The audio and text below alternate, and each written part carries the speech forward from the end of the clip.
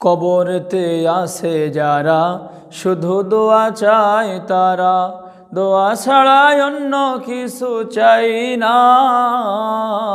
আমি অন্ধকার কবরে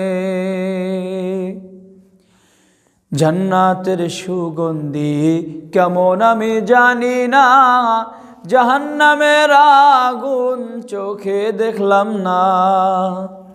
জান্নাতের সুগন্ধি কেমন আমি জানি না, জাহান্নামের আগুন চোখে দেখলাম না। শুনেছি জাহান্নামের আগুন বড়ই ভয়ের কারণ, আল্লাহ তুমি জাহান্নামে দিও না। আমি অন্ধকার কবরে আসি বড় বিপদে, বাইরের মানুষ কাজে লাগে না। আমি অন্ধকার কবরে।